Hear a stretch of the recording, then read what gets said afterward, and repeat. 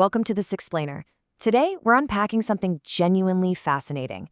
We're looking at Article 33 of the Chapter of Preaching Tao, and it tackles this deeply, deeply human urge. You know, that almost universal desire for a magic pill.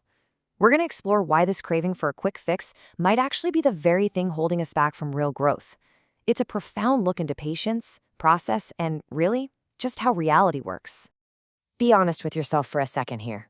Why do we all secretly hope for a pie to fall right out of the sky? Look, it's a completely normal feeling. The source text actually openly acknowledges this. I mean, when we're trapped in a tough spot or just tormented by worry and pain, of course we want a sudden, miraculous rescue. We want instant relief, right? We want that shortcut. And honestly, the text brilliantly captures the absolute allure of that shortcut. We fervently wish we could just wake up with extraordinary abilities, right? Like commanding the wind and rain and becoming famous overnight, getting rich instantly, and just escaping all our pain in the blink of an eye. The author completely validates these as perfectly normal human thoughts. But, and here's the pivot, the text argues that if we want to truly practice the Tao, the fundamental way of the universe, we actually need a far more down-to-earth approach. Okay, so let's dive right into the core of this idea. We are in the program. The source text explains that life operates on this strict, unyielding program. Even if you have absolute, unshakable faith in some higher power, that power isn't just going to magically fulfill your every wish on demand. The hardships you face, the suffering you go through, the paths you simply have to walk, they literally cannot be bypassed. We haven't escaped the realms of heaven and earth yet, so we cannot escape the rules that govern them. To really get this, the text offers this brilliant metaphor, the 21-day incubation of a chick. Think about that progression for a minute. An egg takes exactly 21 days to hatch. That 21st day, the exact moment that chick breaks through the shell, that is a miracle, absolutely. But if you demand that the chick hatches on day 3, well, you're disrupting the natural program. You're going entirely against the Tao. You aren't creating a miracle at that point, you're just destroying the process. So the crucial takeaway here is that this disruption applies to our spiritual and personal lives too. The source text calls out these completely unrealistic expectations across a bunch of different paths. I mean, you can't practice a discipline for a few days and suddenly expect supernatural powers. It's totally unrealistic to become a Christian and expect an instant escape from all of life's difficulties. You can't just enter Buddhism and immediately gain the Buddha's eye, or jump into a discipline like Lifechanyuan and master all the secrets of life in a single afternoon. Expecting immediate superpowers the moment you start a new path, it's pure folly. Consider this really profound thought from the text. It says, do not calculate how far you have walked or how much you have done. Just focus on each step you take. Let me just ask you directly, are you obsessed with counting your steps? Are you so fixated on getting to the finish line that you're just missing the actual journey entirely? The text warns us that focusing too much on the end results will actually delay our progress. We really have to anchor ourselves in the present moment. Now, what's really interesting about this is how it highlights a stark contrast between two mindsets, the miracle seeker versus the Tao practitioner. The text explains that constantly trying to avoid the process, just rushing for a miracle, it leads to disorder. It can actually cause harm, leading to obsession and just a total loss of normalcy. But on the flip side, the Tao practitioner gets it. They understand that the Tao is the process. By patiently following the natural steps, our ideals naturally come true, and true miracles just naturally unfold on their own. Which brings us to the wonderfully relatable rule of the steamed buns. The text uses this fantastic analogy. Let's say it takes 8 steamed buns to get full. You can't just magically skip to the 8th bun and instantly be full. No way. You absolutely must eat that first bun, then the second, all the way up to number 8. The actual process of getting full requires every single one of those steps. You just can't cheat the system. And if you do try to skip straight to the end, you lose everything. Without the process, honestly, even if someone handed you a pile of diamonds or whispered the greatest secrets of the universe right into your ear, you wouldn't understand them. You wouldn't know how to use them. Skipping the journey completely deprives you of the understanding you need to actually appreciate the result. The text gives a pretty stark, unforgettable warning here.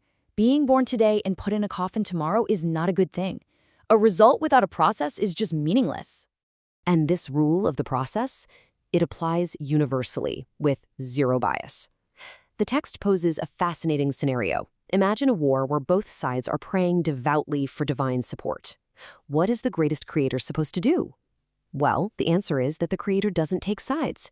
The sun shines on good people and the sun shines on bad people alike. The ultimate winner isn't decided by who prays the hardest for a sudden miracle. It is neutrally, objectively determined by the process itself. Whoever respects and follows the proper process is the one who wins. To really drive home this absolute necessity of patience, the text leans on some beautiful natural metaphors. It says, water dripping through stone is not a result of one day's effort. 3 feet of ice do not form in a single day. You can't rush water carving its way through solid rock, and you certainly can't rush the freezing of a deep lake. Natural progression just requires sustained, steady effort over time. Cultivating the Tao, or really mastering any profound path, is exactly like watching a tree grow. If you sit there staring at a little sapling every single minute of the day, it looks like literally nothing is happening. It feels totally stagnant. But if you trust the process, let time pass, and check back after a few years, you see immense progress. A strong tree has grown. True transformation, like shifting from basic human consciousness to something much higher, it just takes time. Now, take a breath and let this counterintuitive philosophical paradox really sink in. To maintain the ordinary is extraordinary, while pursuing the extraordinary ultimately leads to ordinariness. Man, that is profound. The text is basically telling us that folks who constantly chase flashy, overnight miracles, they end up with nothing special at all. But those who dedicate themselves to the quiet, daily, ordinary work, they are the ones who ultimately achieve the truly extraordinary. In fact, trying to force the extraordinary isn't just ineffective, it's incredibly dangerous. The author warns of a real mental and spiritual collapse here. Think about it. If a forced miracle actually does happen, you'll forever disregard procedures and rely on pure luck, which ultimately leads straight to madness. And if the miracle doesn't happen, well then you lose faith. You blame the heavens, your whole belief system collapses, and you plunge into psychological turmoil. Praying to bypass the hard work is a total trap. Okay, so we've established pretty firmly that we shouldn't go around praying for miracles. But wait, the text introduces a massive twist right here. There's actually one single exception to this entire rule. There's one specific moment where the established program shifts. And that exception is extreme danger. When you find yourself in a truly perilous, life-threatening situation, the rules change. In these exceptional moments of absolute peril, the author says you actually should pray for miracles. You are supposed to take everything you've cultivated during all your ordinary, patient practice, basically maintaining readiness for a long time, and deploy all of it to act at that crucial do-or-die moment. Which brings us to the ultimate framework, what the text beautifully calls the wonderful use of Tao. It's incredibly practical. You use conventional methods, patience, step-by-step effort, trusting the process, for normal, everyday circumstances. But you use unconventional methods, like praying for miracles and breaking the glass, for exceptional, highly dangerous situations.